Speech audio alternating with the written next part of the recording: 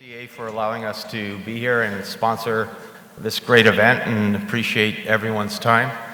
And yes, I am related to Jim Croce, actually, the singer. Spent time in a bottle with him and everything. Just kidding, just kidding. No, I am related though. He got the talent, I'm working here.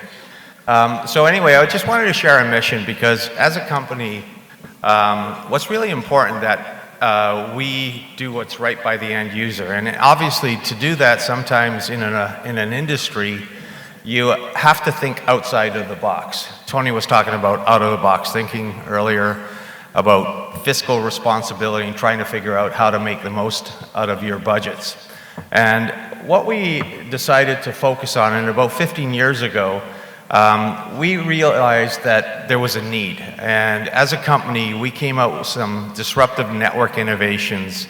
And we were the first company to create a network switch that delivered Ethernet and power over one pair of wire with over 1,200 foot reach. And why did we do that? Because the network industry ignored the needs of the customers as they looked to modernize things like IP telephony. Was one of the first IP endpoints that was introduced. And of course, that caused customers to have to consider ripping and replacing all their infrastructure. So we won a lot of awards for our innovations. We have a lot of great, strong partnerships with some of the enabling technologies, and we have a significant large customer base.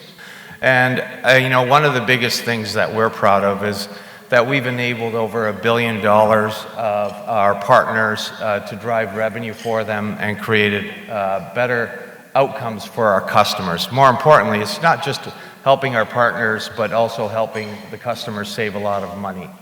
So now, what was the issue, and what are some of the challenges you face as you look to implement some of these additional capabilities?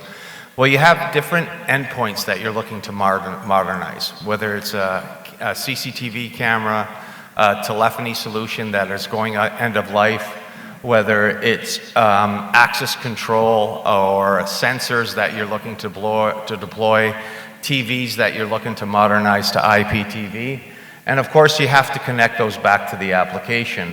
Well, this is the first step in that whole process, and of course, as a result of network limitations, and especially in your industry, what we're seeing is the cost associated with having to rip and replace that infrastructure ends up being well over $1,000 per endpoint.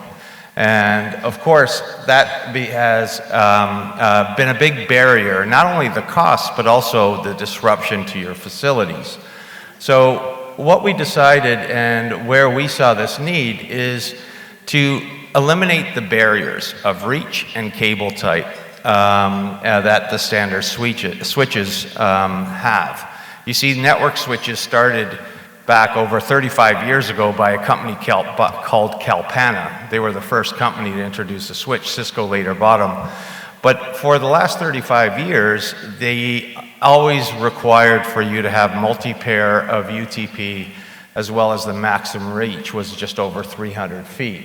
And that's where we came out with these innovations that address your needs and eliminate some of these barriers and requirements.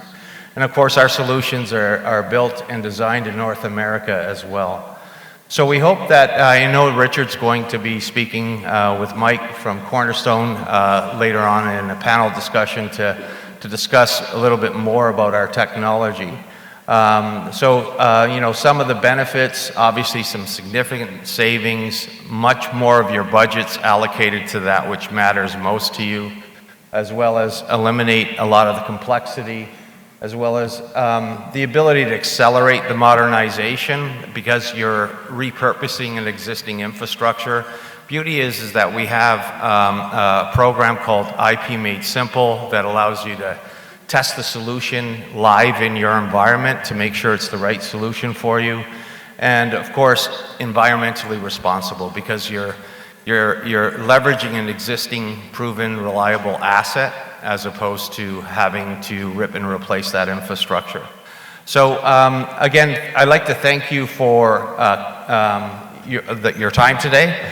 Again, you can rest assured that we do have a lot. We may be new to you, the first time you're hearing about us, But we have a lot of customers globally, including the White House is using our technology for their IP phones, NASA, FBI, State Department, HUD, and many Fortune 5 countries around the world have used our technology to eliminate these barriers. So thank you for your time, and I guess we'll continue with the session.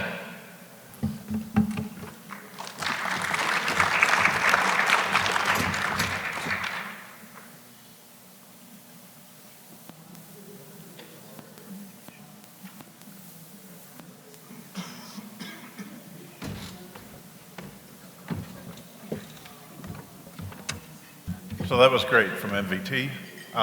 We have a new session starting here. Challenges and opportunities associated with the operating aging buildings. A very pertinent topic. With that, our speakers are Linda Barnauer, Rory Barnwell, and Dr. Helen Usupat. Dr. Helen.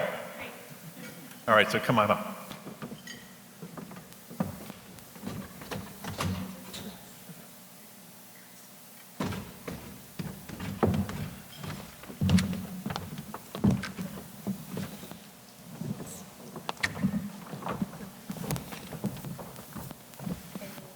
These are the standard slides that come with the presentation. This is our intro slide. We represent DLR Group, which is a multidisciplinary design firm that's an integrated design firm. We have engineers, architects, and a lot of specialists. Helen represents our research group, and Rory is an engineer, and I am an architect. And we have offices all over the U.S. This is a little bit about us. We have like 33, well actually, yeah, we have 33 offices and we're expanding. And we've done over 40 million justice square feet. The workshop objectives, I have to read these. Be able to communicate the benefits of applying high performance indoor air quality solutions and standards in the renovation of existing older buildings, understand how retrofit systems can be designed to track pollutants and maintain adequate ventilation and filtration and maintain thermal comfort, and learn how to identify and prioritize specific buildings for upgrades and communicate their alignment with industry standards. Also, we're going to talk about how to compartmentalize package renovations to take cost information to the legislators to help fund those projects. And that's a standard slide. And, our agenda today is what we know. We're talking about our research, why we care, and how we do it, and then I've got 2 case studies, Ohio Department of Rehabilitation and Correction and the Oregon Department of Corrections, the 2 O states. And then I'll turn it over to Helen. Thanks, Linda. Good afternoon, everybody. Good afternoon. The post-lunch presentation is always a tricky session because we're all a little bit sleepy now, but bear with me. We wanted to start the presentation by setting the stage with a bit of a contextual overview. I'm pretty sure most, if not everybody in this room is aware of a lot of these factors, but it's worth setting the stage, and I think as we've learned so far today, it's always good to have as many talking points under your tool belt as we all go out and advocate for improvements with clients and throughout the industry. So the public health impact of indoor environmental quality is a key concern, really purely based on where many corrections facilities are located. Histories of practice have cited corrections facilities in communities and areas that have been disproportionately impacted by health hazards of all kinds. The EPA, for instance, estimates that 32% of state and federal prisons are located within 3 miles of a Superfund site. 50% of prisons are likely contaminated by forever chemicals, and that's not to mention other facilities that are located on or near landfills, as well as other waste deposits. Newly available public geospatial data sets also show that these facilities pose significant risks to the health and wellness of those living and working in these facilities. And so, in other words, right, these facilities are in and of themselves environmental justice communities that deserve a really close look and all the advocacy they can receive. On top of this, the Department of Energy cites that buildings on corrections campuses, because they're running 24/7, are some of the highest burdens on the energy infrastructure of the communities in which they're found. And then on top of that, they cite that the average building is about 42 years old, which also, given the conversations we've heard today, is actually pretty young. Some buildings, as we've heard, date back to the 1800s, which causes even more significant burden. So here we find a context, right, that's ripe for public health concerns, especially as building occupants are breathing in the air shared by many others in these aging buildings with low ventilation and filtration rates. So let's look at a quick case study that we have in the research archives. During COVID-19, a group of researchers looked at a study of 6 California prisons. And they found that in those prisons, all the prison cells' ventilation rates measured lower than the World Health Organization recommended minimum. And also in winter, for cost savings, the heating systems were operated in recirculation mode, nonstop, with as much as 90% of air being recirculated throughout these facilities. And even though their sample of buildings was really small, the researchers found pressure differentials throughout these buildings as well, with a majority of solid door cells sampling under positive pressure. So what this all means, right, is that all of these factors combined means that when you've got individuals in isolation or in quarantine, they're still spreading potentially contaminated air into adjacent common areas. And you all know it's not just about the air circulating within a building, it's also what air is coming in from outside too. And so this is a major concern, especially as we look at the sort of rise of extreme weather events, excessive heat days, and very recently, on top of mind for everybody, wildfire smoke across our country. So this is all to say, given the aging population of incarcerated persons, the continual exposure to contaminants for those who are working day in and day out in these aging facilities, we know we need to look really closely at how indoor air quality correlates with and plays a role in exacerbating respiratory, cardiovascular disease, and on a day-to-day basis, cognitive function, which in the corrections workplace is really key and fundamental to the safety and security of everybody in these facilities. I'm actually going to turn it over to Rory to talk a little bit more about these effects.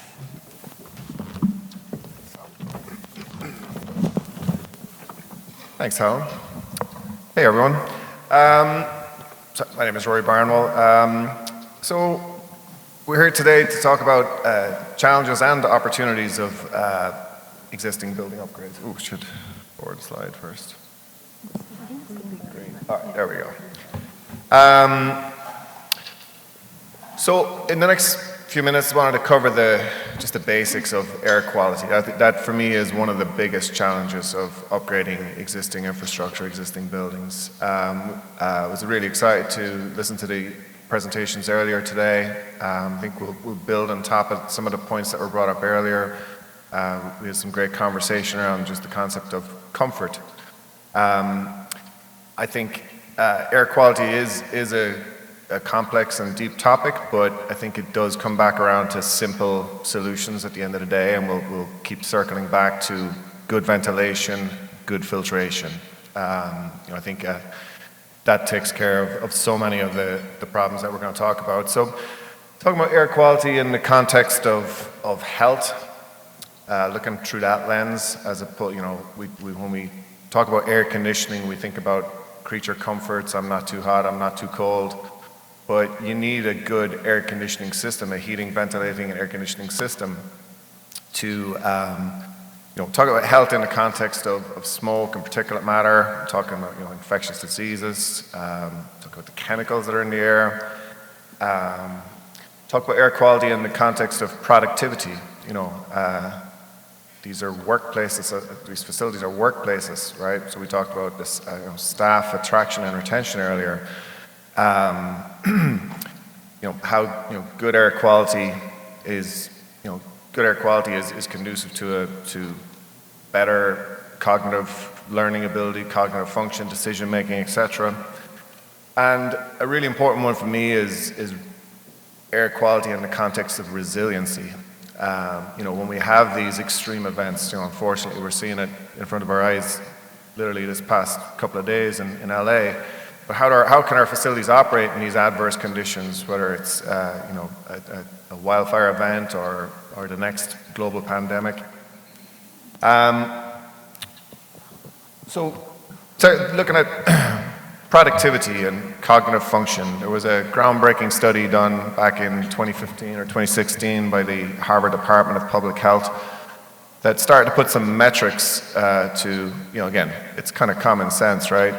High levels of CO2. CO2 is a natural human bioeffluent. We breathe out CO2. So CO2 is a good proxy for how well or how poorly ventilated a space might be.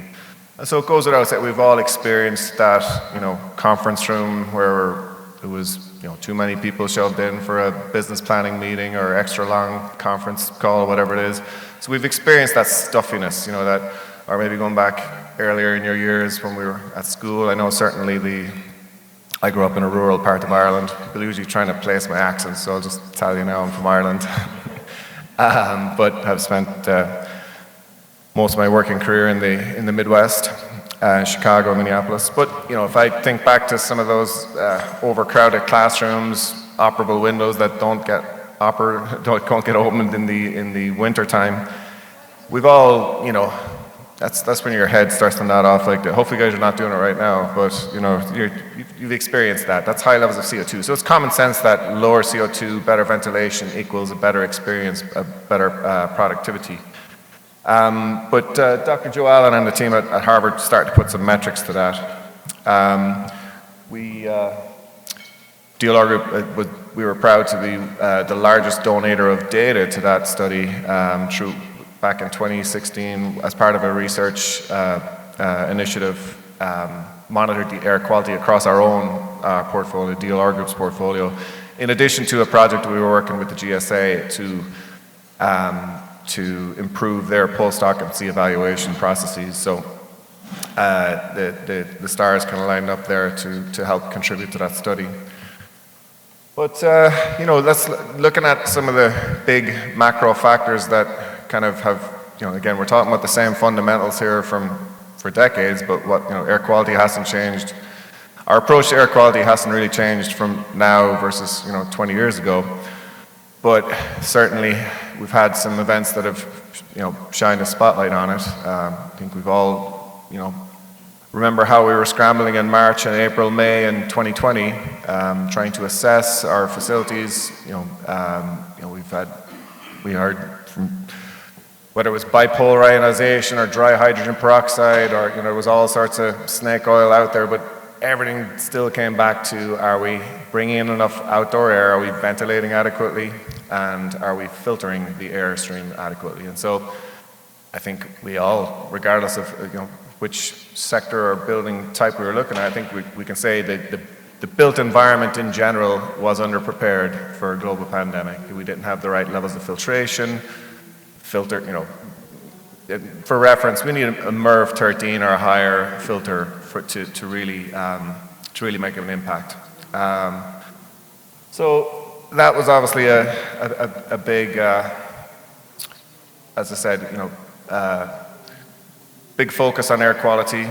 I think the mainstream metric there again was CO2. How are we ventilating space? Where traditionally we track CO2 in our buildings, but for the opposite reason, for energy efficiency, for how much could we choke down that outdoor air damper? How little OA can we let into the buildings?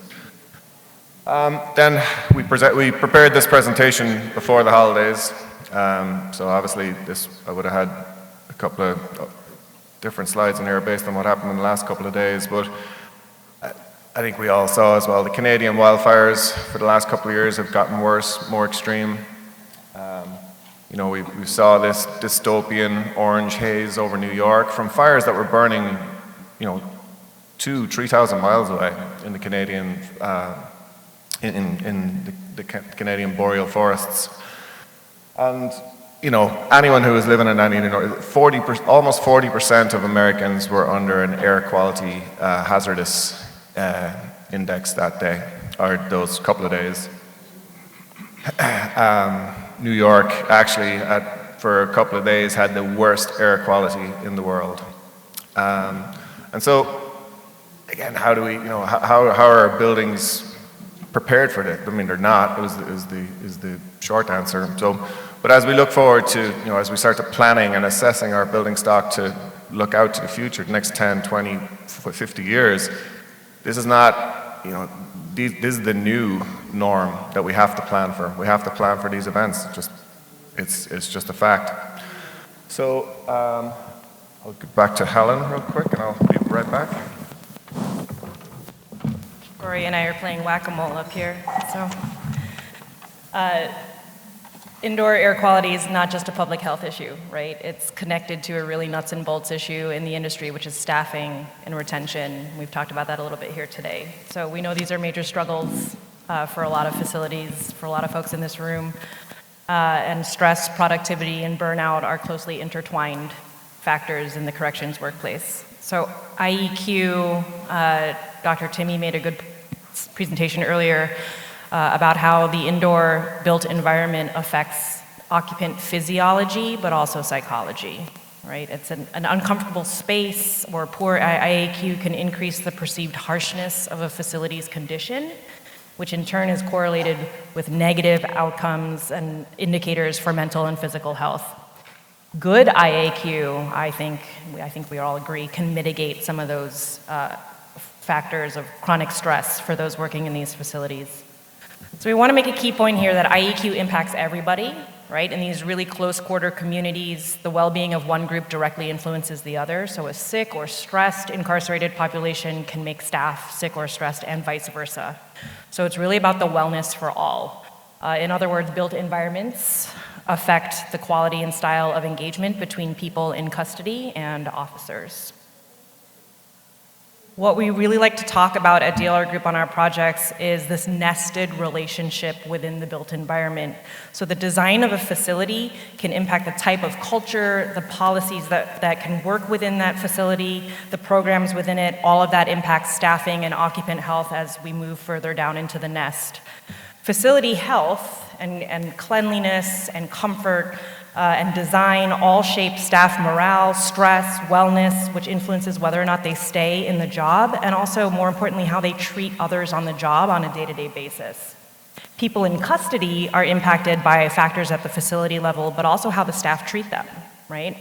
And their stress levels and wellness also shape their interactions, and their levels of trust, their levels of aggression, their openness to seek out help, seek out support, to engage in those rehabilitative programs that might be on offer. So a quick slide from some projects that we've done at DLR Group that we found really resonate with clients and have resonated in this sort of advocacy moment and space is this one. This was a slide that we shared with a client where, someone mentioned earlier that there's this common backlash we hear about, well, you're just building to design for inmate comfort. And really, it's about the comfort of everybody in these facilities, right? It's a workplace as well. So what you see here is, in the case of this project, a majority of the folks in custody who responded to our survey said they spent about a half a year in custody at this jail. And then you'll see on the right side, the majority of employee respondents had been there for 1 to 5 years. Right? So sometimes just seeing these things in juxtaposition with each other allows folks to see, okay, we're talking about a population of workers here who spend years, right, breathing in this air, in these environmental conditions, doing overtime, double shifts, repeated stressful events in an aging facility. This is another quick slide. It's really hard to see, so bear with me. But this is data from a county-wide survey our firm conducted as a jail shifted toward more of a rehabilitative focus. So for this survey, we asked people in custody, we asked employees, volunteers, family members, all sorts of individuals to select their top 3 priorities for the jail to focus on in order to improve the well-being of those working and living in the jail.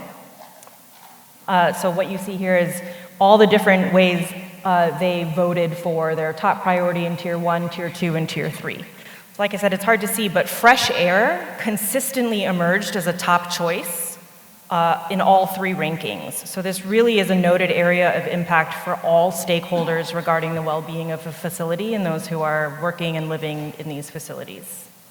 And then lastly, to drive it all home, this is data we collected from another DLR group project where we can see clearly that self-reported stress among people in custody and the staff in this facility is strongly related to comfort. So you'll see here as perceived comfort increases, self-reported levels of stress decreased, and that's a really powerful way that we can visualize the impact of occupant comfort in the well-being and day-to-day lives of these folks.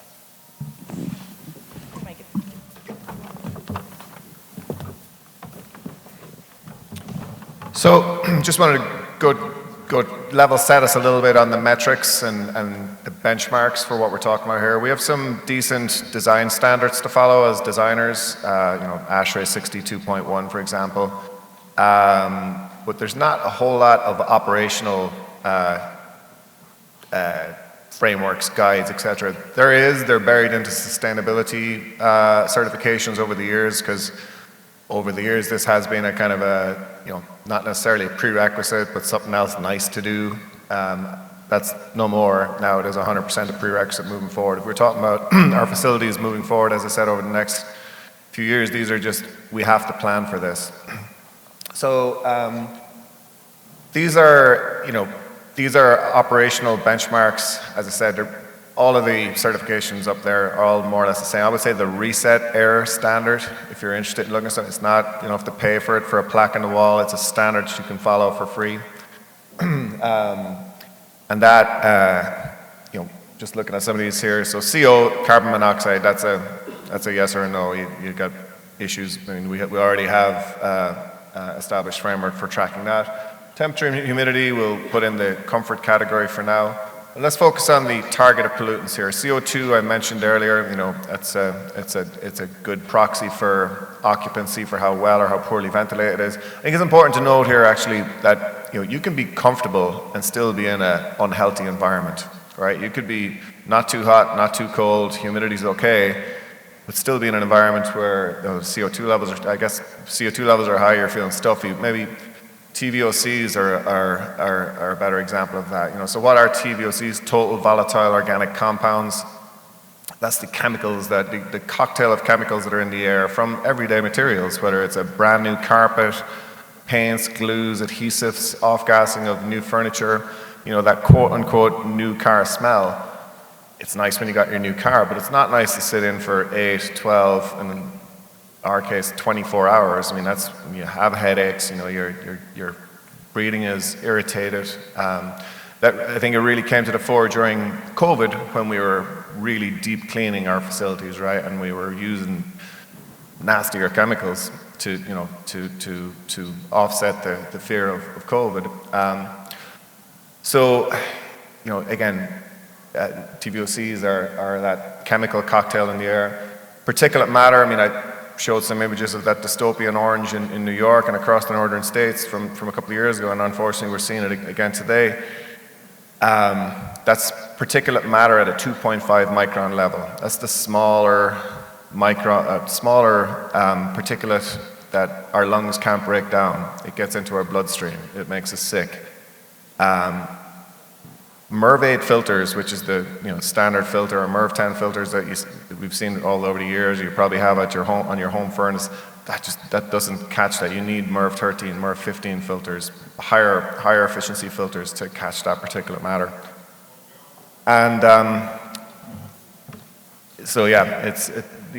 as I said, when we talk about air quality index, again, that's a silver lining of the recent events is that you can go to your Weather Channel app or your Apple Weather app, and now AQI, Air Quality Index, is something.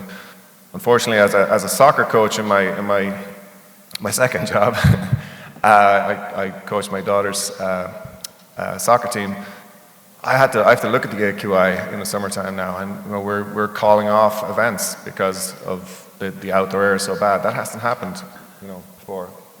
So what are we looking at here? I mean, how are we gathering this data? Again, I would say this conversation has accelerated because, again, the fundamentals haven't changed. I mean, all these issues I mentioned, could have happened 10 years or 20 years ago. I think what's changed is the research, the studies, the accessibility to the hardware, the sensors like are on the screen here have gotten cheaper and more mainstream. The software that we can use, leveraging AI to track and monitor and proactively maintain our facilities. On the left is, these are monitors that you would have more on your air handling unit, pre and post filtration, to see how you're doing from a removing particulate matter from the air perspective. On the right, to be honest, these are probably more appropriate for offices or schools, but I would encourage, if this conversation is interesting to you, I would encourage you to pick up one of these sensors, put it in a secure area, put it in your own office just to see how your space is performing. Just for context, on the left, we're probably talking about $1,200, $1,500 for those sensors. On the right, you're probably talking about $600, $500, $600. This is what they look like deployed in the wild. So this would be typical of a, chief engineer having the ability to look at the data coming right from the monitors. These can be retrofitted, or for new construction, you would bake it into the design. And here's an example of some data. This was from an event, outdoor adverse particulate matter conditions, high AQI. This building happened to be in the Chicagoland area. And you can see in the top the high outdoor particulate levels. That was from the sensor that was at the outdoor air intake. And on the bottom, same air handling unit, but post-filtration. So this was a validation of that facility manager's filtration strategies and some data to back it up. And so I would say that is one of the opportunities here. We've got lots of challenges clearly, but an opportunity is to leverage these sensors, leverage the software that we can do more, be more energy efficient, provide a healthier space, but also be smarter with our operations and maintenance, do more with less, and take some of the human element out of the operations and maintenance of this, and use the data to proactively inform where the issues might be. And so as I said, our priorities here, clearly, we talked earlier about comfort. That's obviously a priority, and not in terms of, in terms of workplace environment, attraction or retention of staff, but just cognitive ability, decision making as well. Clearly, these need to be energy efficient systems. We can leverage as I said, leverage the sensors and the technology to operate more efficiently from an energy perspective, from an operations and maintenance perspective, and health. I think that looking through the lens of health for this whole conversation, for air conditioning as a making our buildings more resilient, that we can keep them running through these adverse events. I'll hand it back to Linda. Thank you, Rory. I've got two case studies, and I'm going to those quickly.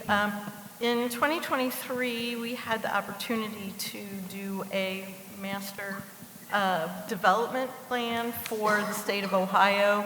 We looked at 3 facilities: Marion Correctional Institution, Chillicothe Correctional Institution, and London Correctional Institution. This one is going to be focused on Marion, and because in 2020, during COVID, Marion was in the news a lot because of the high death rate, because of the spreading of COVID.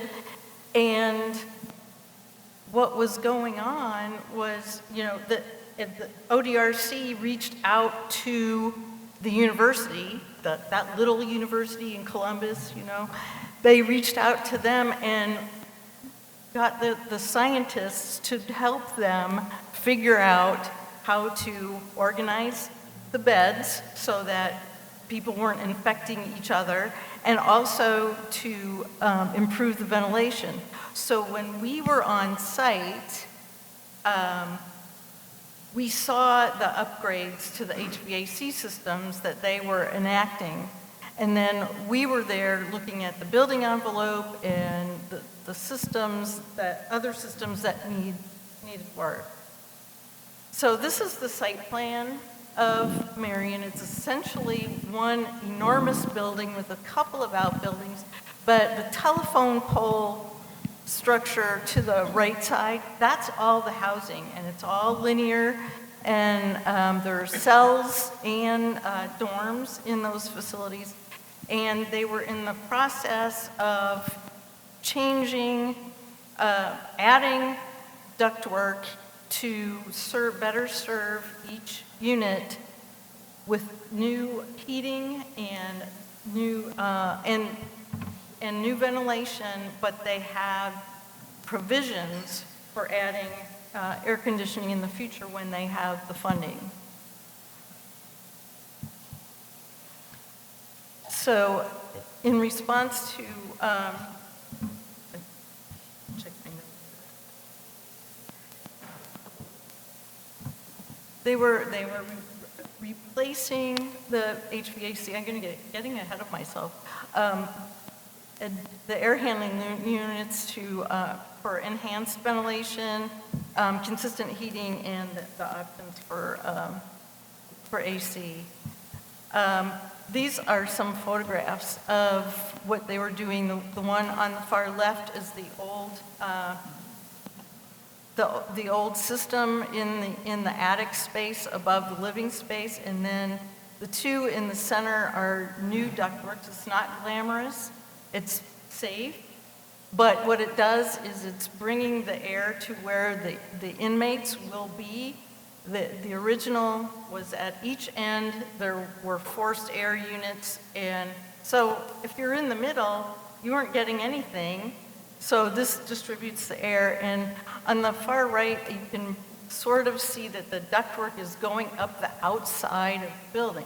You know, if we were going to design a new building, we wouldn't be doing this, but this is retrofit, and we have to do what works for the existing facilities. So when, in addition to, or what we were there for, was to look at the rest of the facility, and we recommended replacing all of the plumbing fixtures. A lot of the finishes were failing, so replacing all of those. Looking at using the underground existing steam tunnels for distribution of utilities to the space, you know, to upgrade. You know, they don't want to use steam anymore, but you can still use that as transport for the upgraded systems. And then the plumbing, you can see, is really deteriorated, and of course, all of this is affecting the air quality in the facility. And then for the state of Oregon hired a DLR group to do an HVAC assessment. I'm just going to talk about two facilities. They're near Salem, the Oregon State Correctional Institution and the Oregon State Penitentiary. They're both among the oldest in the state. For OSCI, you can see there's a lot of makeshift units, you know, for interior to try to balance the heating and the air conditioning in the spaces. They did have an underground steam tunnel there as well, and they were, but it needed a lot of cleaning up before anything can be done. And then on the far right, you can see the condition of the units that were in the facility. So here again, we did a scoping plan. The pink buildings are the ones that absolutely needed the most work. They needed not only equipment, but ductwork, and electrical and skin upgrades. The yellow is just equipment upgrades. And what was the ultimate scheme here was to build a chiller plant to get air conditioning to the units. And you can see here, there's another telephone pole building. See, all these buildings that were built in, from the teens to the 50s, that's what the standard was for housing, those telephone pole buildings. And now that they're so outdated, they're hardly able to be used for housing anymore. But to keep them going, we've given them an idea on how to upgrade the systems. So the recommendation here, of course, was a chiller plant, and it was addressed differently for each building. We had to add rooftop units in some cases, or retrofit the existing air handlers, but it was done on a building-by-building basis. And then we prepared detailed cost estimates. We hired a contractor. I realize this is really tiny, you can't read it, but the first phase of the cost estimate was just to provide material and labor costs, which were about $21.5 million. And then we added on that 50% for owner soft costs, and then escalation of 4% per year over 2.5 years, because that's when they anticipated the build to be, and we ended up with a $35.5 million project, which was the number then that could go to the legislature and say, okay, if we're going to update this facility, we need this much money just to provide air conditioning and to upgrade the HVAC system. So we went through, for the next one, for the penitentiary, which is the oldest facility on the site. You can see the existing conditions, stuffing filters where they don't fit, and deteriorating insulation, and ductwork that's way too small to deliver air to where the people actually are. Again, we did the scoping plan. It was the same thing, and the old building, again, was a telephone pole building. There was not a steam tunnel at this location, so each building was done separately, looking at the most cost-effective and energy-efficient way to handle the system upgrade. So here we have, for each type of building, we have a different approach. We use packaged heat pump units for the dormitories and administration. We used air handling units with condensing units. We just replaced condensing units where that was necessary. And we just looked at each building one at a time and provided a system for each. And then again, we did the cost estimate. This one was a little bit less expensive because it was more limited, so that the bottom line for material and labor was about $16.5 million, and then the final cost was about $28 million with all the soft costs and escalation. This is not just, this is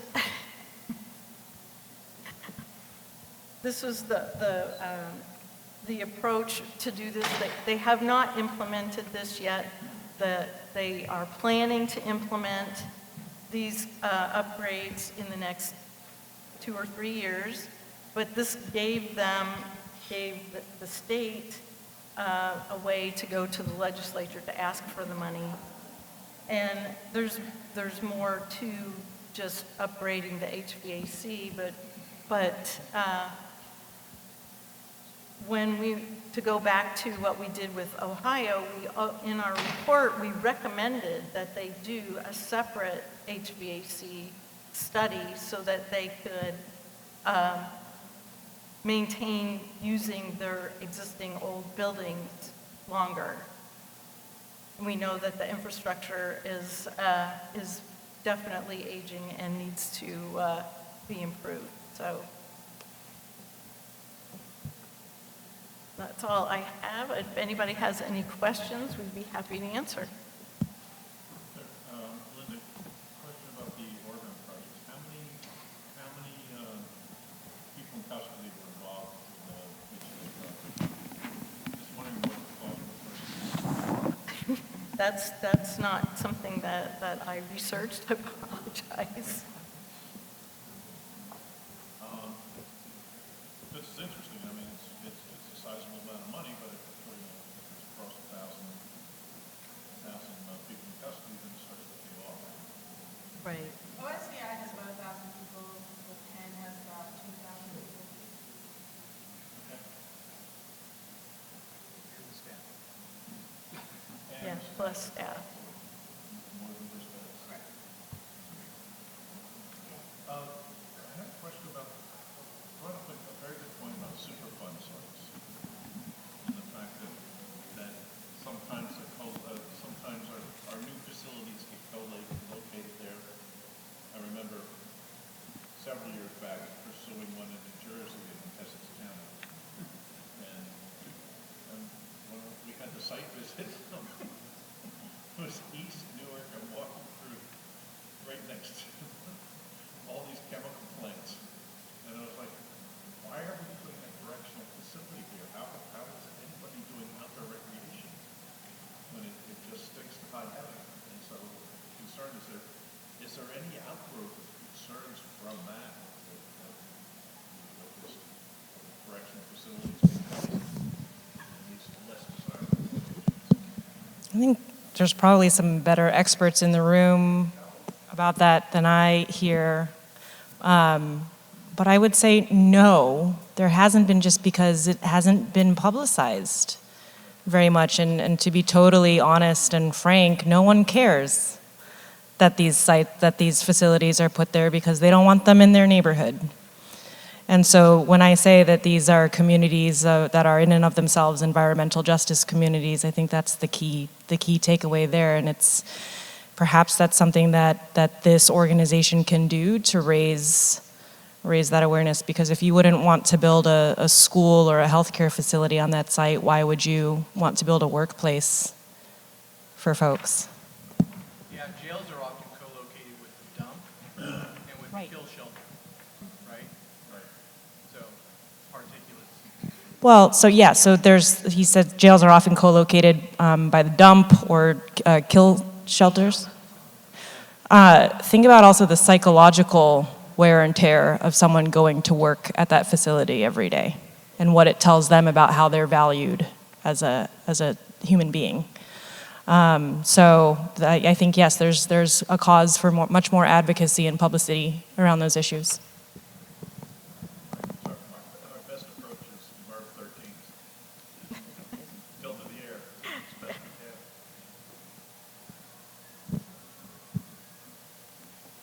The question about, you mentioned using heat pumps for some small buildings, but how do you address ventilation at when you're using a heat pump on, say, a small dormitory building? And then also, one of the problems we have in Florida, Texas, and some of the southern states is it's not just thinking about the particular matter coming in, it's humidity. Because if you don't take the humidity down, then you get mold spores in the building, which is just as big a health problem as particular matter coming in from pollution. And, one of the things is maybe pretreatment systems on buildings, the called the FPU ventilation air. But some of the solutions you were looking at in Oregon didn't seem to address ventilation air, which is totally different than AC. Rory, can you handle that one? Yeah, That's an engineer. yeah, I wasn't on that specific project, so I can't comment on it. But I mean, I would say that was one of the big shortcomings back in March, April of 2020 when we were going into, when we were looking at maybe more traditional office buildings that typically recirculated air, and the cooling coils and heating coils were sized for a certain capacity, and you're right, they're not sized for that extra outdoor air. They're not designed to take the humidity out of the air on a July afternoon in Chicago, or and the heating coils, vice versa, in the wintertime. We had ASHRAE's position document on infectious diseases calling for 100% OA in buildings that weren't designed for 100% OA. So, I mean, I think just in general terms of a heat pump building, I mean, having a dedicated outdoor air system that's sized appropriately I mean, I think that looking forward, that's, well, in correctional facilities, we're mostly 100% OA anyways, but it's just a design challenge, design issue. I mean, Do you think that, doing a specific outside air unit would also help with the split matter? That's where you could put heavy water filters or bringing in the outside air to the building, whatever the requirements are, 20%, 30%. And maybe that could be adjustable from the point of view of if you are getting high CO2 readings in the building and other things like that. The problem is, though, with those outside units is you're starting to fight the energy curve now.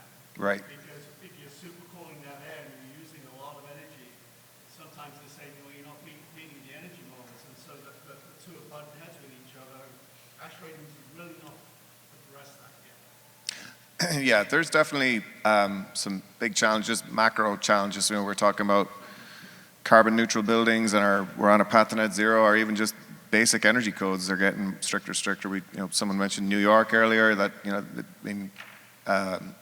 local law 97 in New York is driving to net zero. So yeah, that's more difficult to do when we're talking about adding systems that weren't there before, or beefing up systems. I mean, there's definitely a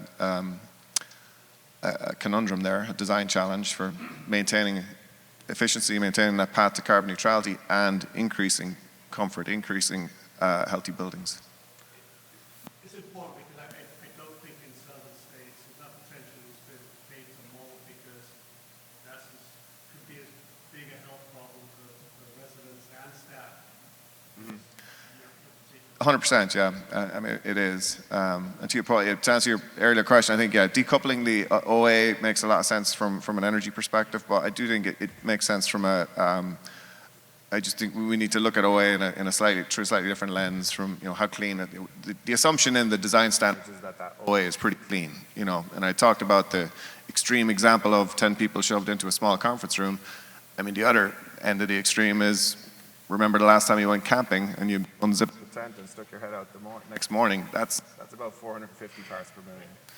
And that's about as fresh air, that's outdoor ambient, that's as fresh as air can be, as opposed to that stuffy feeling is usually at 1200 parts per million and above. And yeah, that's when your cognitive function, your brain starts to drop off. So yeah, I think we have to, it's all integrated, it's all connected, but yeah, these are definitely design challenges, and probably more pertinently operational challenges, right? Because we have to design, I mean, we didn't even talk about building pressurization, we talked about particulate matter in the context of wildfires, but not in the context of, sticking these facilities beside major highways or train depots or chemical plants. I mean, the list goes on, right? And I think, again, these are not, it's just what was invisible before is a bit more visible to us now, because we've got the sensor technology and the software to kind of see that. So, and we've got the studies to show the long-term adverse effects of breathing that air for extended periods.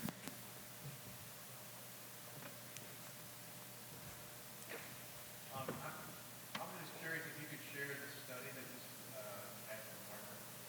I think it'd be great to start getting a lot of these resources that are referenced and keeping those with the ACA and put them online so more people. Absolutely, yeah. We can share it, or if anyone wants quick access to it, just Google COG-FX study, COG-FX, short for cognitive function. Dr. Joe Allen at the Department of Public Health, the Harvard Department of Public Health, T.H. Chan, If anyone is really interested in this topic and wants to dive a little deeper, Dr. Joe Allen has an excellent book just called Healthy Buildings. And so that's a fantastic place to start. It covers the fundamentals and goes deeper. So Dr. Joe Allen, Healthy Buildings, and the Harvard Department of Public Health, T.H. Chan, Department of Public Health, COG-FX study. There's some amazing resources there if you want to check that out.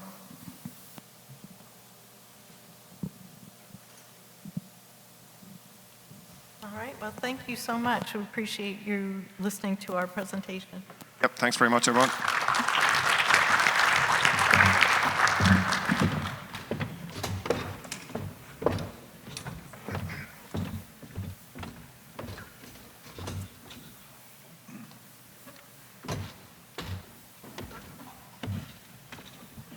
So thank you, Linda. Thank you, Dr. Helen, and thank you, Ari, for that great talk. We have I had to do a very quick little lightning talk. Bruce Omfit from Dewberry is going to come up, and we'll talk a little bit about auditing a facility for risk and the dangers that are in existing facilities. So, Bruce?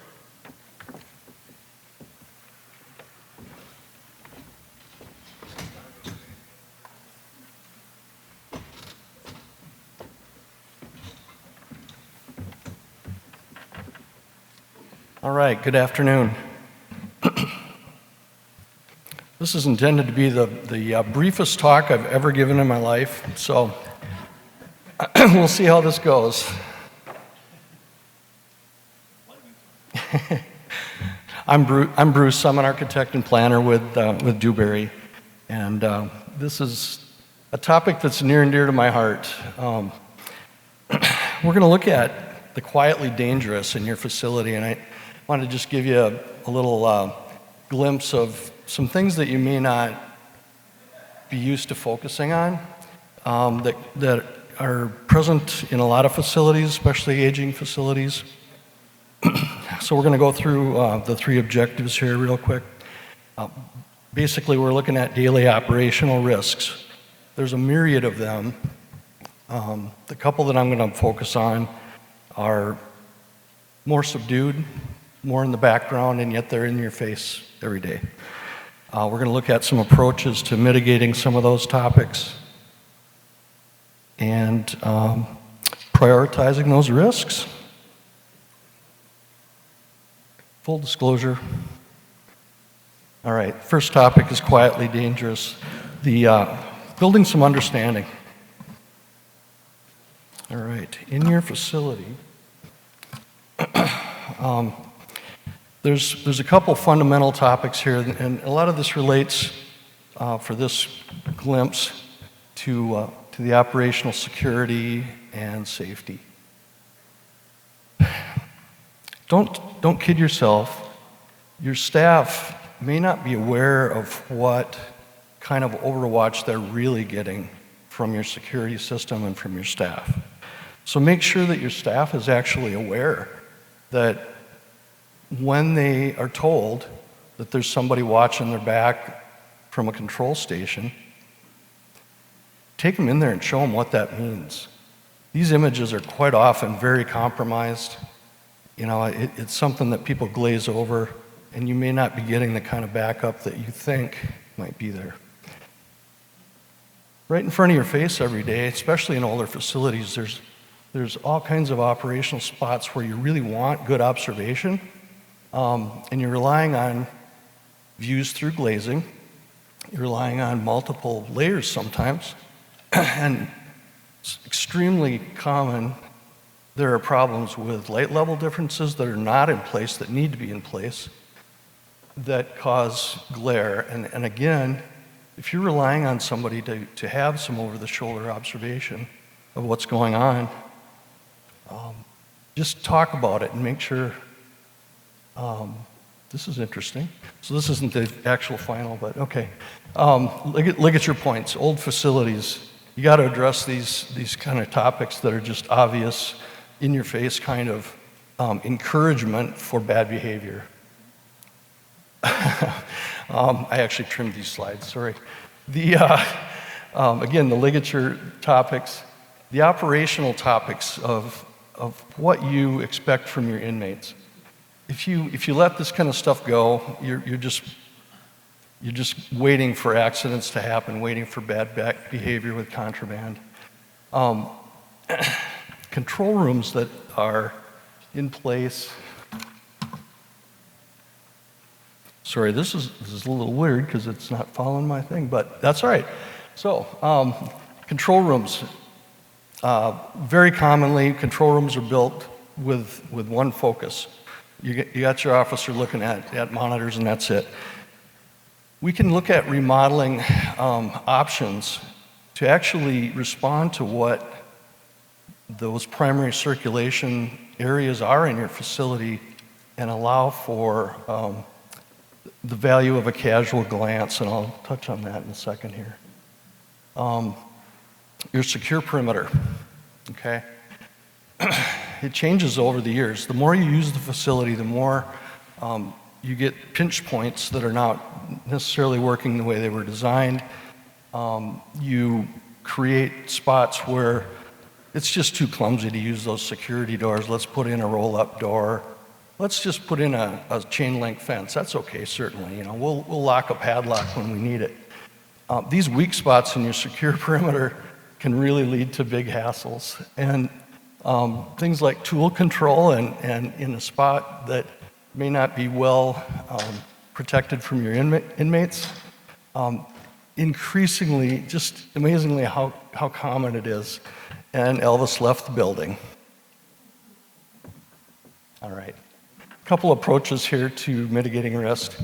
So we all go through our day, and every day we move through visually connected spaces. We just sort of take it for granted.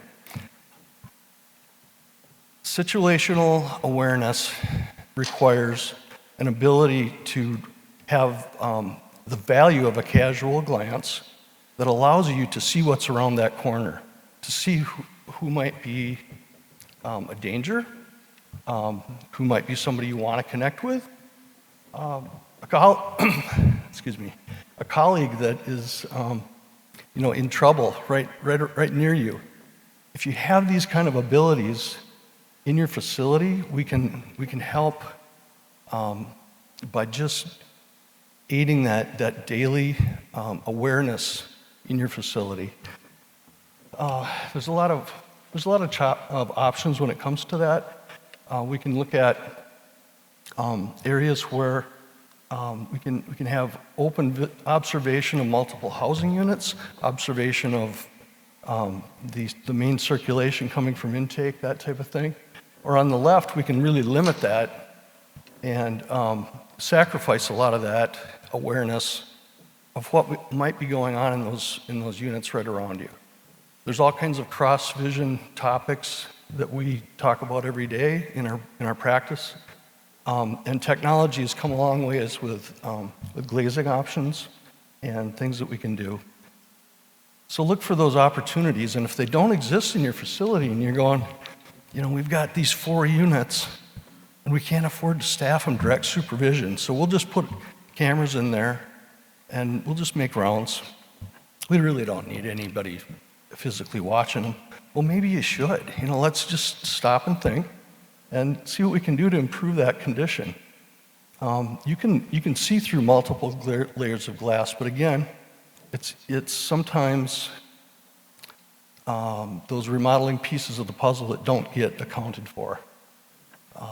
Visibility from places like secure holding for the medical clinic.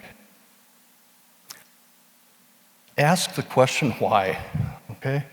A lot of the facilities still have restricted housing areas, special needs housing areas that are very linear, very hard to observe. And more, those surprises when you open that shutter door into the cell maybe aren't as pleasant as they should be, and they aren't really as good a condition as they should be. And there's some parts of that classification that can be addressed in a different setting. Provide some observation if you can. Look at your connectivity on your campus. If your game plan is on the left and that, that's your food delivery service between multiple buildings, okay, maybe that's been working for a long time. But let's take a look at that and make sure that those kinds of choices get addressed as you're looking at your project. Safe access to mechanical electrical systems. The modern construction methods have advanced so far and come along with with options for modular housing, with options for rear chases, things like that can really help. So all this leads to being part of the puzzle when you're looking at improvements and funding streams, and you need to prioritize that. So the wrap-up is this. Take the time to look at what the original design intent was, and look back to those documents, get somebody to help you, and take a look at, wait a minute, really, that was pretty clean when this thing was built. What happened? Well, okay, then look at what your operations did with it. Look at the couple spots that maybe got added on, and talk about your pinch points. Look at what those tripping hazard kind of spots have become over the last 20, 30, 40, 50 years. Chances are your operations have changed a lot and you're not responding. So once you've done that, then you can take that into just looking at what your expansion needs are, but also what your remodeling could be that could really help your daily flow. All right? All that gets brought forward. You quantify those existing conditions, explain it to your committees. Get some committee consensus on what those priorities really should be. And yes, doggone it, we've got to have another 250 beds. And we're not going to have enough money to do all this, but you know what? Let's try. Let's get the priorities list to include some of these improvements that are going to help you every day. Then we can get our master planning to respond to that. We can get our phasing plans to respond to your funding streams. That's it.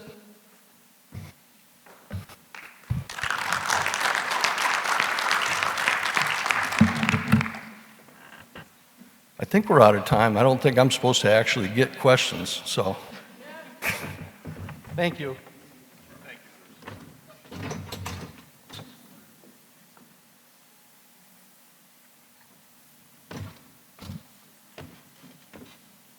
So thank you, Bruce, for identifying those risks and what happens over time as our facilities grow and change. Our next session is about evolving facilities to IP made simple, cost-effective and secure. So Richard Kislak from NVT Fibridge and Mike Soriano are going to come up and talk to us about that.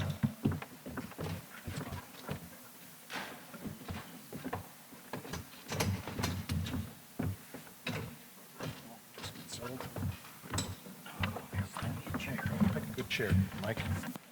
Hello, everyone. Getting kind of late in the day, so thanks for sticking around to listen. My name is Richard. I'm going to kind of flick these. I haven't been trained on this here yet, so let's see how this works. Green button. There we are. So first of all, I'm Richard Kaslak from NVT Fibridge.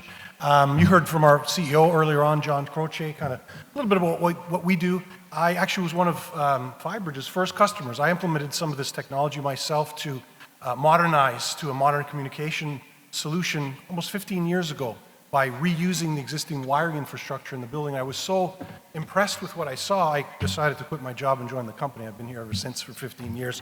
I've asked Mike to join us today. Mike's firm has implemented some of the technology and has helped his customers overcome some major challenges in the market, in the correction space. So I wanted to ask him to come and share his insights and some of his feedback as far as what he sees and how he's been able to help his customers overcome some of these challenges. So go ahead, Mike, and introduce yourself. Hello, I'm Mike Soriano. I'm with Cornerstone Detention Products. I'm the regional sales manager in the East Coast region out of Raleigh, North Carolina. I have to do sales, but I also have to do pre-sales engineering. And part of that is going out and finding products to be able to leverage legacy systems that we're renovating, because our office does a lot of renovation. Our construction office is in Tanner, Alabama. So approaching NVT Fibridge allowed us to sample and utilize their products to get out of having to pull new cable and utilizing the coaxial cable that is in the system for getting IP moving. Thanks, Mike. So, I heard a lot today about some challenges that, folks have, whether it's staffing, environmental, and we're going to talk about today a couple of things, an overview of the reasons why facilities are moving to IP. At the end of the day, what it boils down to is we need to leverage technology to help us overcome and, things like safety, more secure, more efficient, and obviously we heard about more comfort. Things like AI, and I talked earlier on somewhat about some of the implementations of movement of air and using technology to kind of facilitate that and make that even more, impactful. So I'm going to kind of go through some of the things that we've seen and ask Mike to share his insights as well, and then we can talk about some more disclosure. Everyone make sure you read that before we move forward. All right. So I can't see what it says there, but we're gonna read through this. Enhanced security and surveillance. So obviously we know about surveillance. By implementing surveillance, it allows us to enhance security. Obviously, using existing analog systems, and we saw earlier on, the gentleman on before me kind of showed some of that. By implementing advanced IP solutions, you're able to really leverage that and be able to augment some of those staffing shortages where you may not have someone be able to look at 100 cameras, where AI is able to detect certain instances and things that happen to be able to protect and be able to monitor and alert you on that, where you don't need to have that much staff. Again, these are the big challenges that we have. The next thing, communication systems. So the same thing, analog speakers and these old antiquated communication systems that we have in place, implementing advanced IP solutions allow us to tie those into the other systems that we have within the building. If you've got an air quality problem, you could be able to alert folks using an advanced alerting system. If it's all IP based and it's all tied into sensors, these types of things. So all really neat things that can help. Integration and operability with access control. So as you move to IP, you're able to really integrate with other systems, access control systems, advanced warning, all kinds of, there are a myriad of things happening. We hear new things every day, and these have real world applications into our ongoing operations. Next, we talk about cost efficiency. Moving forward, everything's going IP, everything's going PoE, everything's becoming modernized, and that's where all of the companies that manufacture these technologies are going. Nobody's investing in any of the legacy analog type of technologies anymore. Scalability. IP systems are scalable, supporting new apps, a lot of interoperability with different applications and different solutions, whether it's hardware or software or a combination. These are all IP-based, so we're all leading towards that. That's the future, and that's where we're going. Analytics, obviously, everyone hears about this. Advanced analytics is where to go. That's going to help us all be more efficient, allow us to really build, some momentum within those facilities to be able to prioritize the things that are important to us. And then Mike, maybe share with us some of the things that were important to your customers when you implemented some of the new IP solutions. Well, some of those were how to move the video, move other systems forward. Analog cameras ran on a 4x3 format. The format you see up here is a 6x9, which has more resolution to it, but you needed to run on an IP-based system. So to keep from having to go through a big expense of pulling a lot of cabling out of conduits, pulling new cabling through the conduits, the Fibridge product allowed us to utilize the conduit and the cabling, and they have products that we can take a single cable and put a 4-port switch on, so now we can go to a camera and add additional cameras around that and bring them back to a little location there, and then funnel it all back through. We can also utilize some of the newer technologies for access control, facial recognition readers, iris readers, and bring all those back via those coaxial cables and turning that into an Ethernet. So it's really a cost savings for our customers and a lot of less impingement on their operations. That was really driving what we. Perfect, thanks, Mike. That's absolutely. You know, these are the things that we talked about earlier on in some of the examples that we had. You know, reuse, you know, remote monitoring, improved monitoring, using sensors and other technologies. We hear about them every day. They're coming out. We heard about earlier on, even for some of the air quality testing. These are all new devices that need to be implemented and put into place. Again, they're all on the network. And if you've got wiring, that's going to be your biggest challenge when it comes to putting that in place. Visitor and public communications, IPTV, these types of things as well. So finally, the biggest thing, and you saw this slide earlier on when John talked, you've got your devices, all these great new devices that are being implemented, like the sensors that we saw earlier on, the cameras, access control systems. There are so many different devices. The applications are really what drive the return and drive the value to you and within your facilities. But the number one challenge and the first thing you need to have is the network to support that.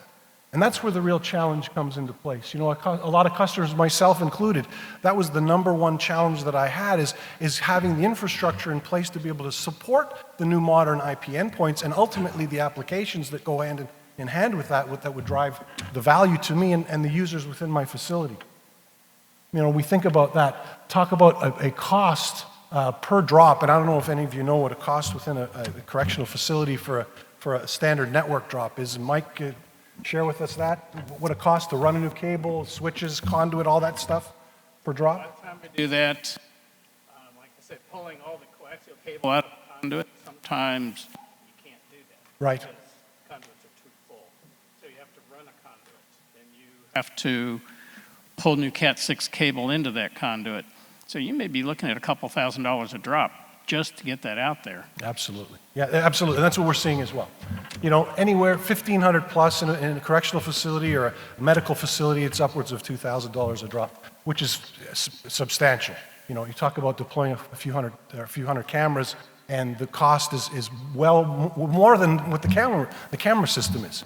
And it all boils down to this. This is an interesting slide. So the first Ethernet multi-port switch was delivered to the market back in 1989, 1990 timeframe to connect computers and printers and data terminals and those types of things. And if you fast forward 15 years, still a long time ago, the only thing that's changed from a design perspective is the introduction of PoE to support, first of all, phones, and then we saw cameras and all kinds of other devices. Everything is PoE these days. But what's interesting is that original network design from 35 years ago really didn't change. But the devices that we're supporting really have. You know, back then it was all about bandwidth. You know, deliver bandwidth for your data applications, and that's what you need. A lot of these devices need very little bandwidth.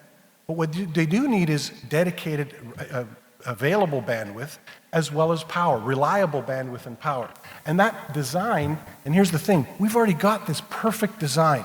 This is a point-to-point network. If you look at a facility today, your access control, your phone systems, your camera systems, they're all connected right back to the application. There's nothing in between. That point-to-point network was designed for this real-time requirement. Video, voice, access control, these are real-time requirements. Very little bandwidth, but if you have disruption in bandwidth, packet loss, jitter, these types of things, you can't communicate. You can't see the video on the screen. Whereas the data network you can see in the middle was designed for near-time delivery. If there's packet loss, it's fine. If there's jitter, no problem. It'll come up, it'll make up for it. You've all seen the little circle while you're waiting for your email to open or a file to open. It's okay, it's acceptable. Packets are being dropped, they're being reassembled. On the voice, on the video, access control, these critical types of applications, it is unacceptable. Now here's the thing that got me. When I went and said, listen, I want to move to an IP phone system, guess what?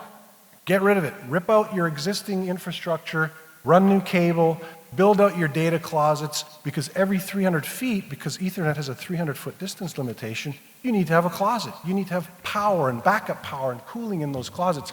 That cost was double what the communication system that I wanted to put in place was. So I thought, boy, I'm in trouble here. I need to find a solution. Luckily I did, as I said before. And here's a great study from Frost and Sullivan on what's called the modern LAN. And if you're interested in reading about it, I should have had a link on here, themodernlan.org. So it's a study that they did that talked about some principles. So there's some modern LAN principles. There's 6 principles that we talk about, right? Build a sustainable LAN strategy. What that means is put in place today what's going to last the lifetime or the lifetime of the solution that you're putting in place. Data networks are designed to be refreshed every 3 to 5 to 7 years at the most because of bandwidth requirements. Well, you don't need to do that. So if you put a system in place today, it should last for a period of time, 10 or 15 years in some instances, where you can just replace the devices that you need instead of, forklifting the entire solution because you need to make changes to the data network. And that was a big thing. Ensure cyber secure. We hear about it today. There are so many devices being layered on these networks, so we've got to be very cognizant of that, the penetration points that each of these devices kind of introduces to the network. So we want to make sure we're as secure and environmentally responsible as the next thing. So we talked about reusing. Mike had explained how he'd been able to do that with his customers. Reusing the infrastructure is very environmentally responsible. Obviously, ripping out the existing copper cable or coax is not very environmentally responsible. So that's another thing that we're able to go and do here. Maximize the ROI, that you make sure you invest the amount of money that makes the most sense for your outcome, as opposed to investing in things that have no ROI. And I've got a great graphic on that in a moment. And then finally, leverage innovation, and that's kind of what we talked about earlier on. You saw this slide as well. So standard Ethernet switch or an enterprise grade, they both have these limitations. 300 feet distance, as well as the requirement for Cat 5 or 6 cable with all 4 pairs. So there's a line of solutions. You'll see them over there if you want to have a look. You can use any type of cable to deploy these advanced IP solutions, not having to worry about running that new infrastructure. If you've got an analog camera or an access control system in place today, you can confidently move forward and say, yes, I can implement an IP solution using that same infrastructure. And as John had mentioned before, we do have an opportunity to work with you if you want to test drive some different solutions within your environments. It's available for you as well. That's another thing you can't do. If you have to go and rip and replace and put new network in, there's no backing out. Here, you can try it out, take out what you've got, and then put it back the way it was before. So just some very brief examples of some deployments here. You've got a before and after. There's a camera system there, analog camera connected all the way back, as I showed you before, to a DVR, an analog DVR. So if you utilize the existing infrastructure using the coax, you can actually deliver Ethernet and PoE on that coax up to 2,000 feet in distance.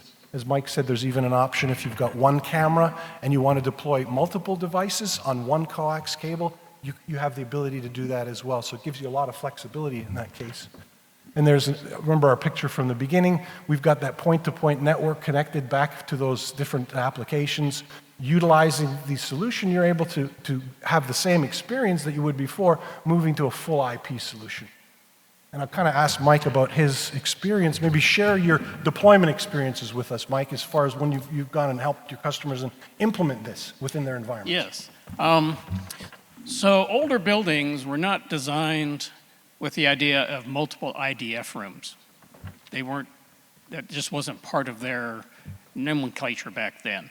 So you had everything coming back to a single equipment room, or possibly 2. For us to utilize the product that we did, regular Ethernet is limited to 300 meters, or 325 feet, 100 meters. So you had to go find an equipment room and set a network switch there and bring everything there. Their product allows us to go 1,500 feet. So we go 3 times as far running Ethernet across that single coax. So this allowed us to take one equipment room and pretty much deploy all the edge devices out throughout the facility to bring the product back, which is either video or security data, back to a security suite.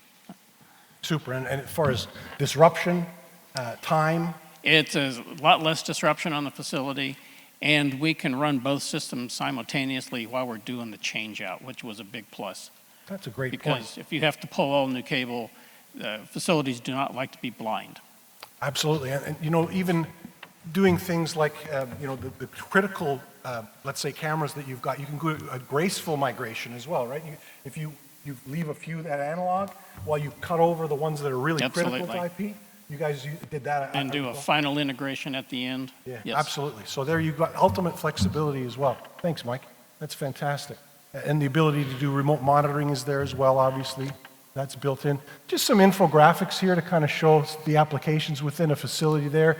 You've got cameras, you've got communications devices. I know folks were talking about that earlier on. I know there's some vendors out in the expo that have these devices that allow for communication. So there's lots of wiring out there, and I was talking to someone earlier on. I know, we used to have the old pay phones that are connected, and they're not there anymore, but the wires are still in the walls. You can use those to implement anything, wireless access points, communication solutions, cameras, whatever the case may be.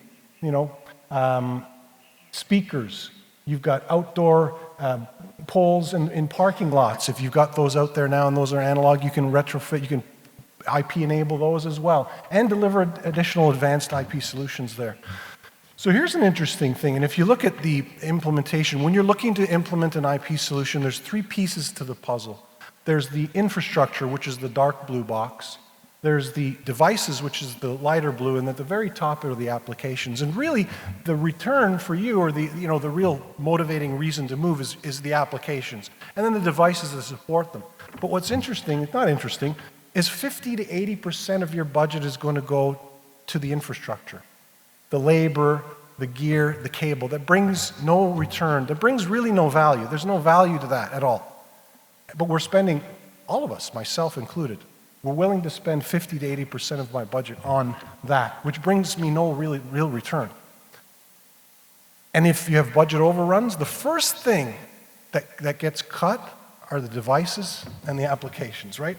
I can't afford those really great cameras that I wanted. Mike, I'm going to need those inexpensive ones. And I can't put the facial recognition and those systems in place this year. We'll have to do it next year. Everything's budget driven. Yes, it is. Exactly. If the infrastructure is the first thing that you're doing, that's the first thing that's going to burn all your budget. So know this. By using the existing infrastructure, you're going to save anywhere from 40 to 80%. You're going to be able to take that savings and allocate it to better devices and applications. And myself, that's exactly what I did. I was able to save that much money and implement better devices and better applications for the users within my building as well. Oh, and by the way, I did it in about 1/10 of the time. We were able to cut over an entire building in one night. That was going to take us 6 months if we had to go and do the construction and pull cable. And in a correctional facility, even worse. We've done a number of them, obviously. And where I was told by folks that ran the facilities, we need to move inmates around while we go and pull cable and put these cameras up, and that's a huge expense. In this case, you're able to just take the camera down, replace it with a new IP camera and the little converter device, and then you're out of the area. Right, Mike? That is very true. Absolutely. Thank you. So that's your cost part of it there. And we've got a couple of case studies. So this is actually a facility in out west, Kitsap Corrections. So they saved $1 million in infrastructure costs and were able to go and implement this solution in a fraction of the time that it would have taken them to implement if they had to go and do the construction that we talked about before. They said months, and they were able to cut this thing over in I think it was just a couple of weeks. This was one of Mike's counterparts out on the West Coast. And Mike himself here, we've got, you can talk to us about Harnett County Detention. Yes, Harnett was in need of upgrading their video system. It was failing catastrophically. We were allowed to go in and migrate it to a new VMS and all endpoints within a month and run both systems simultaneously until we can get it up and do final integration with call up with the touchscreen system. We've done this deployment now. We have a big facility, federal facility up in Buffalo, New York. We are currently working on one up in New Hampshire, and it's been very successful for us to utilize a product this well. Thanks, Mike. I appreciate that. That's excellent. And then if those of you that are part of large, facilities or large sort of footprint facilities, the scalability is wide as well as deep. So this is actually Mexican Border Patrol, 8,000 cameras at 360 locations. Again, this was going to be a 10-year project, they told us, if they had to go and run new infrastructure and deploy these devices. They ended up doing this in about a year, just over a year, all 360 locations and 8,000 cameras deployed. So a great experience in that case. So what you have here is something that's predictable, repeatable, and scalable as well. So no matter what facilities you had, and it was interesting when Linda and her team were showing within one environment, one facility, you've got buildings of varying ages within that facility. You've got buildings that are 10 years old, you've got buildings that are 90 years old or 100 years old.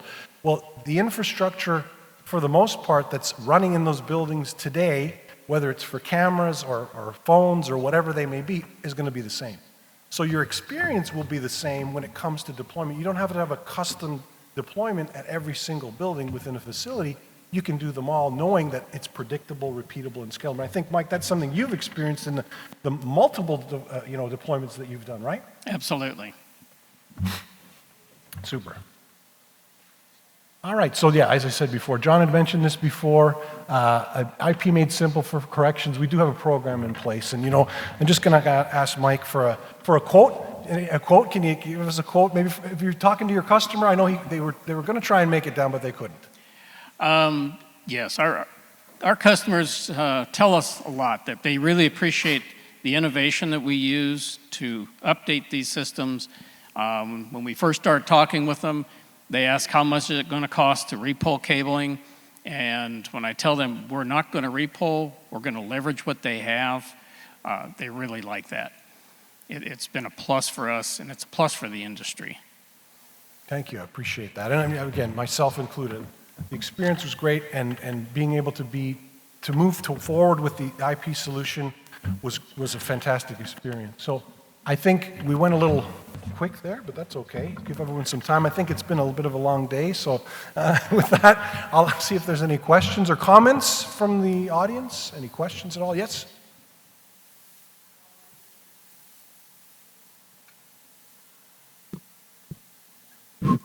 Okay. My question is about the fact that you can go from one device to a four-port. That could put pressure on whatever the existing IDFs are, because they're often very constricted in space and probably filled with equipment.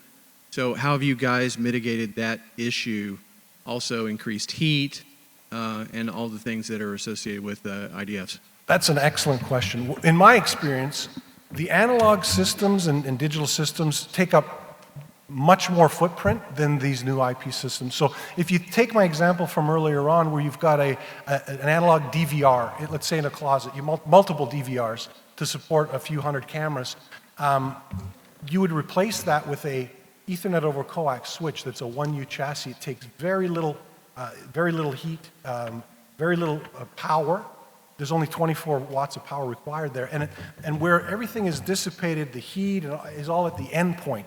So you would deploy that four-port product that I showed you at the end point. So then, let's say you've got a coax cable running, you could then deploy 4 IP devices from that coax cable. I was talking to someone, and they were saying, if I've got, I think it was Mike, I've got a camera, I can put an iris sensor by putting this 4-port box in and using that existing coax cable and just running another cable to the new box, a short distance as opposed to running it all the way back to the closet. I hope that answers your question, yes? Super, thank you. It does, and when we utilize out in the field, they've got a 4-port switch. So if I've got a camera out there that's 800 feet away, I'll put the 4-port switch there, because then I can add 3 other devices. It's got 4 Ethernet ports in, and that allows me to go 325 feet more with a Cat 6 cable away from that switch. And they don't generate any heat, so. Right, exactly. That's great. Anyone else? Any questions? No? Yes? Okay, well with that, I think, thank you. Thank you all for having us. Thank you.